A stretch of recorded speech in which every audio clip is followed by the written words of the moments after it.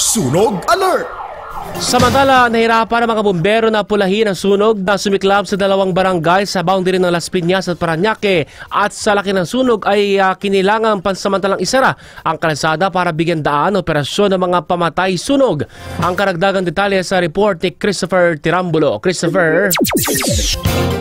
Umabot sa ika-4 na alarma ang sunog na sumiklab sa isang residential area sa boundary ng Barangay Manuyo 2 sa Las Piñas City at Barangay San Isidro sa Parañaque kagabi. Ayon kay Fire Senior Inspector Mark Tuto ng Bureau of Fire Protection Parañaque, nagsimula ang sunog sa isang bahay na sakop ng Parañaque at dahil sa laki ng apoy ay tumawid ito sa kabilang barangay na sakop ng Las Piñas. Sa laki ng sunog, kinailangan pansamantalang isara ang kahabaan ng Kanayne Road habang ginawang alternatibong daanan ng mga motorista ang Gatchalian Subdivision upang mayroong mapwestuhan ang mga truck ng mga bombero na mula sa Parañaque, Las Piñas, Pasig, Quezon City, Makati, Maynila at iba pa.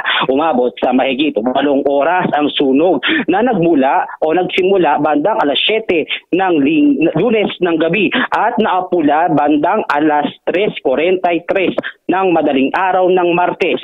Kwento ng ilang nasunugan, nagsimula ang sunog sa isang pagsabog habang ang ilan ay itinuturong dahilan ang napabaya ang kandila. Sa ngayon, inaalam na ng mga bombero ang tunay na sanhi ng sunog sa lugar at halaga ng mga ari-ariang naabo. Christopher Tirambulo, Newsline.